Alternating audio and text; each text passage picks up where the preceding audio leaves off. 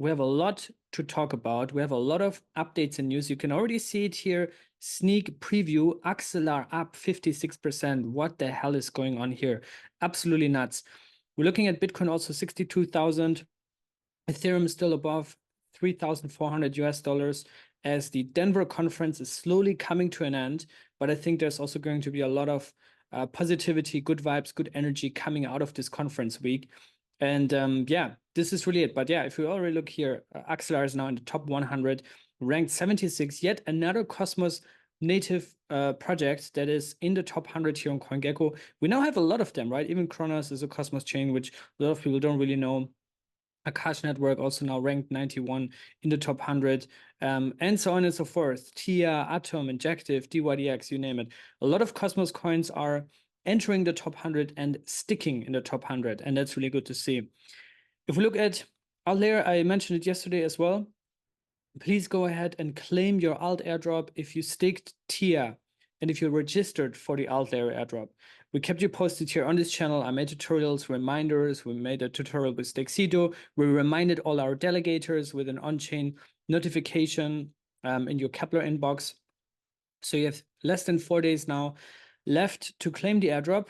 And to do that, you have to go here, airdrop.altlayer.io, post your Ethereum address that you use to register for the airdrop.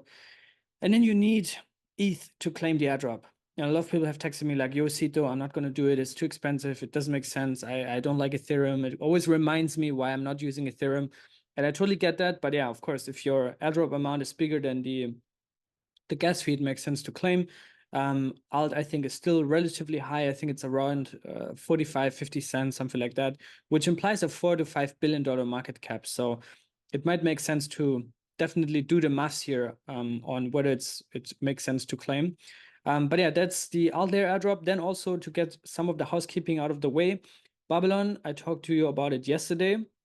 We also now actually have a tutorial by Liam. It's 9 minutes long, so I'm gonna send you the link below this video. You can watch it right after watching this video on our Twitter. But yeah, he's doing a full walkthrough on how to actually do that, right? How to get your OKX wallet, your Kepler wallet, how to connect, how to get SBTC from the faucet is also through Discord, and I really don't like Discord myself, so you have to be very, very cautious there. Discord is a jungle of scammers and spammers, so be careful there. Do the official way, do it in a calm minute, not when you're between 10 different things, because this is very sensitive, right? But I also think it's very important to do. Because the next step is then after you stake your BTC, and you can also delegate to Stexito there on the testnet. We're already running a validator there. The next step is then to claim your Pioneer's Pass. So please do that ASAP. It's also only open for like a couple days, the claim, and it's heavily being used by the people and probably also by bots that are trying to game this system. But yeah, be fast there. Now, I want to talk about Axelar. Axelar, $2.64 as I'm refreshing here. And this is an absolute god candle from $1.54 this morning, literally. And within an hour and a half, it shot up by 31% as I'm recording this video, up 70% in the past 24 hours. Now has a fully diluted valuation of $3 billion. Axelar is also one we've been talking about for years now. Yeah, before they even went live, Sergey was also on the channel. Sergey is also a good and frequent guest here on the show. And let me know if you want him back on the channel. If you have questions on Axelar, if you want to get a refresh on what it does, how it works, what it is. It's an interoperability layer that connects a lot of different ecosystems. Squid Router is kind of their flagship application that is built using Axelar technology, where you can just swap and transfer between different chains back and forth seamlessly. So the question is, why is AXL pumping so hard today? And the answer is because they're getting listed on Binance, right? So when I saw this morning, it went up 20% on the spot, $1.90. And here's also the official announcement from Binance that they will list Axelar Network AXL with the C tag applied on Binance. And this is already getting a lot of traction here. So yeah, bullish listing, bullish on Axelar. And yeah, very excited to see that.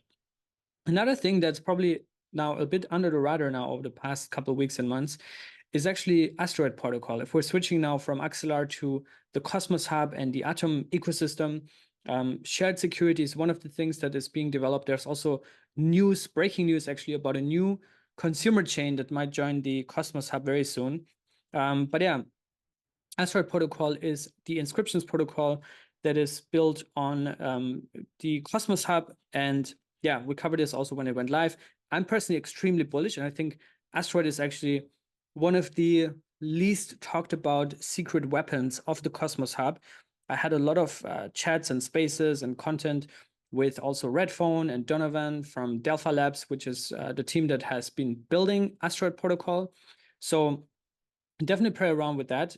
You can inscribe. You can also build and launch your own CFT20 tokens. And I'm really eyeing right now at Roids, right? Roids is the first CFT20 token. Doesn't have a real utility or anything, but it is the culture of asteroids, right? And asteroids, in the end of the day, is also culture that is being restored on the Cosmos Hub. And it has a market cap right now, $3.4 million. So you can literally go here on this marketplace, browse for CFT20 tokens, and then you can see here the offers, right? And yeah, there's one, for example, that's below the current market cap, right? Below the market price. So yeah, that's Roids. I don't have any right now, but I'm definitely looking to scoop some here at those levels, right? Yeah, that's about that. Also go follow my co-founder at Stexito21 Nemos on Twitter.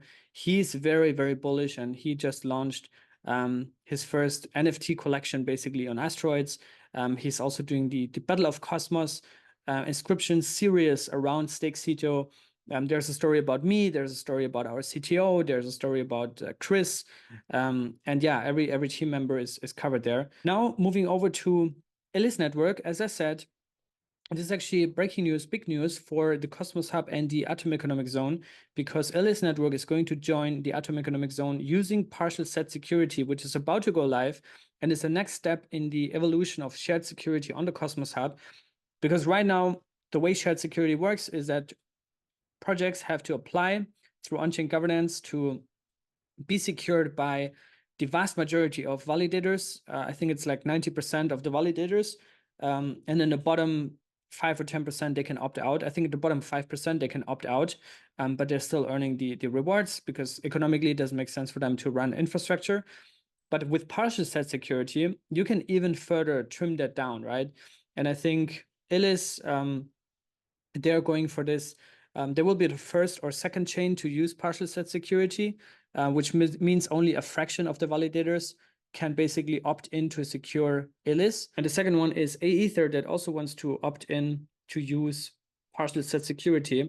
So I'm not sure which one is going to be first. I think Ether is going to be first and then Elys. And then, yeah, we'll see from there. I'm still hoping that Noble will migrate. Noble obviously has massive traction now with over $160 million of native USDC issued.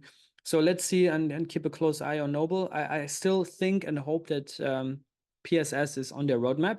So let's see. And I think Elys, and Ether being kind of the pioneers for that makes a lot of sense for also other chains like Noble to see, okay, this works, this is the process, and this is how economics work and those kind of things.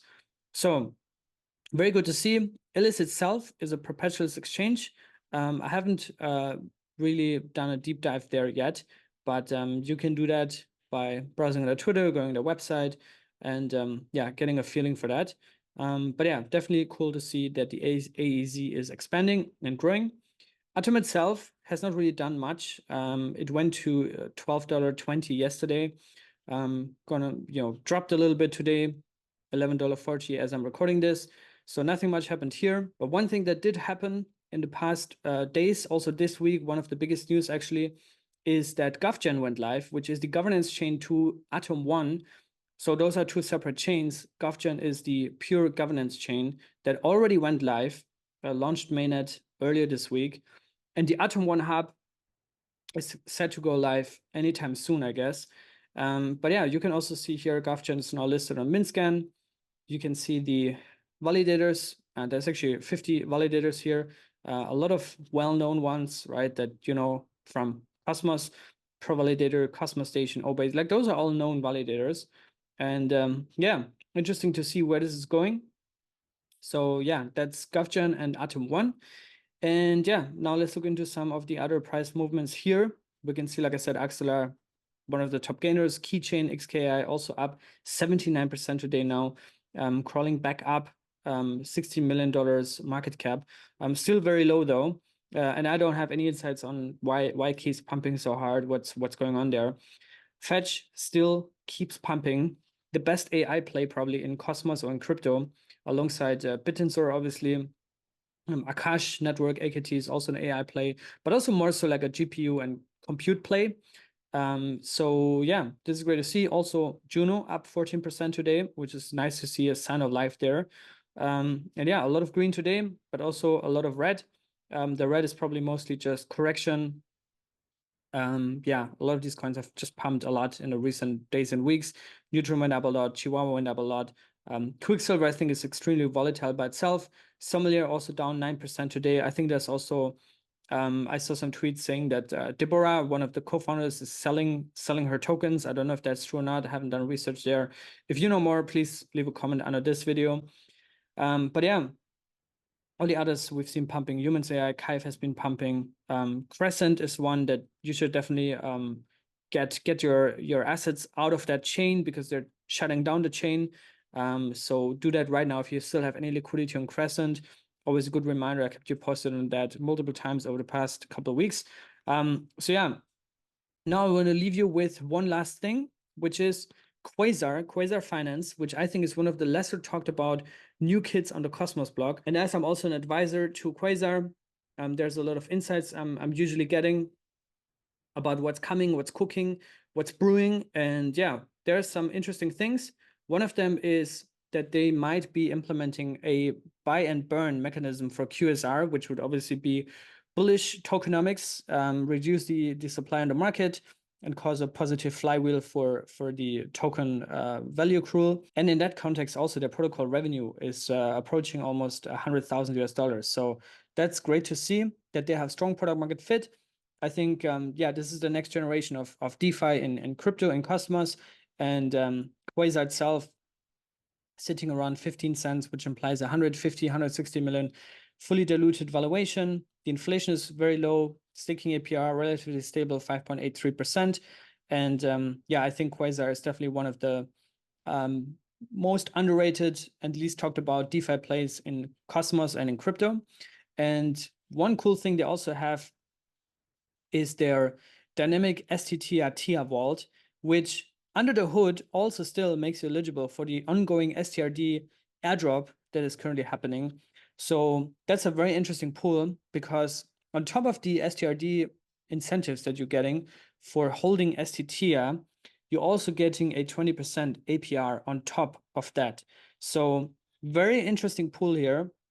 And yeah, Quasar, if you're not at all familiar with Quasar, what they're doing is basically a decentralized asset manager. They have DeFi strategies deployed mostly on osmosis, automated vaults. So also if you're out of range for concentrated liquidity pools on osmosis, if you do it via Quasar, you're auto-adjusting, right? And you don't have to actively manage your DeFi strategies and liquidity pools here. Quasar does it for you. This is a big bull run product mostly, right? Like DeFi, degens, liquidity pools, and extra incentives and extra yield here and there, maximizing your yield is probably only something that people really care about in an actual bull run, right? In a bear market, it's really hard to get people to care about maximizing their yield, but I think in a bull run, this is quite the opposite. Now I'll leave you with Liam. Go over to the Stexito Twitter and watch this 9-minute video, 9-minute tutorial, full walkthrough on the Babylon testnet campaign. And I'll see you guys very soon. Stay safe, guys, and be good.